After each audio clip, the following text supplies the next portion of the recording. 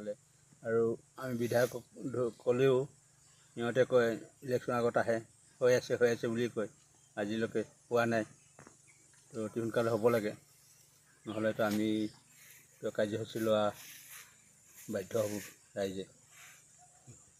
জড়িত হৈ আছে দেখোন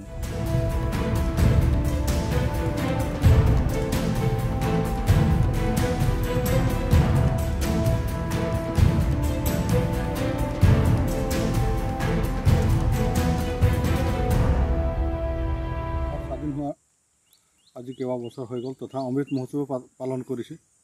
কিন্তু আমাৰ এইখন পথ ৩৭ নং ৰাষ্ট্ৰীয় ঘাইপথৰ পৰা যিটো বিলগাঁও উপৰ চিলিং গৈছে ইয়াৰ লগত কেইবাখন গাঁও সংযুক্ত হৈ আছে যেনেকৈ ধৰক তিৰুৱাল পথাৰ নেপালী চিৰিং হাতীখোৱা তো গতিকে এইখন ৰাস্তা কেতিয়াবাই পকীকৰণ হ'ব লাগে পঞ্চায়তৰ এই শিলগুটি দিয়াহে হৈ আছে আৰু এখন গাঁৱত বৃহত্তৰ ডাঙৰী গাঁওখন ৰাজহ গাঁও হিচাপে ডাঙৰী চিৰিং গাঁও হয় কিন্তু এইটো চুবুৰী হিচাপে ওপৰ চিৰিং বিলগাঁও বুলি কয় গতিকে অতি শীঘ্ৰে জনপ্ৰতিনিধিয়ে এইটো বনাই দিব লাগে এই ৰাস্তা পকীকৰণ কৰিব লাগে কেইবাবাৰো তেখেতক অৱগত কৰা হৈছে এইটো বিষয় লৈ এই ৰাস্তা যে সোনকালে পকীকৰণ কৰিব লাগে যিহেতুকে ৰাষ্ট্ৰীয় ঘাইপথৰ পৰা যিবোৰ ৰাস্তা সোমাই গৈছে গাঁৱলৈ উক্ত ৰাস্তাসমূহ সকলো ৰাস্তাবোৰেই পকীকৰণ হৈ আছে কিন্তু আমাৰ এই বিলগাঁও ওপৰ চিৰিং যোৱা ৰাস্তাহে পকীকৰণ হোৱা নাই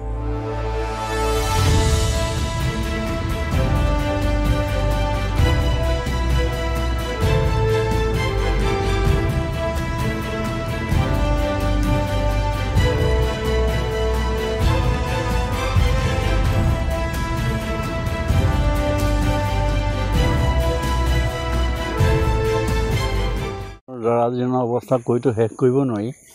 এইটো বিশেষকৈ আলিটো আগতেতো একেবাৰে নাছিলে গোবৰ নিচিনা আছিলে এতিয়া হৈছে যদিও বাৰিষা দিনত ইয়াত গাড়ী ঘোঁৰা নাহে বৰ্তমান শুকানৰ দিনত আলিটোৱে মানুহৰ ঘাই আহ যাহৰ কথা হিচাপৰ কৈছোঁ আলিটোৱে যদি ঠিক যোগাযোগটো কৰিব নোৱাৰে আলিটো নাথাকিলে গতিকে এইটো যদি হৈ যায় আজিকালি এই দেশততো বহুত উন্নতি হৈছে আলি পদূলিবোৰ দেখাত কিন্তু আমাৰ সেই তাহানি যিৰূপে চলি আছে তেনেকৈ আছে আৰু অৱস্থা আলিটো আমি চৰকাৰলৈ এইটো অনুৰোধে কৰোঁ কোনখন সমষ্টি 126 শদিয়া সমষ্টি পৰে কি হ'ল বাঢ়িলে ন এতিয়া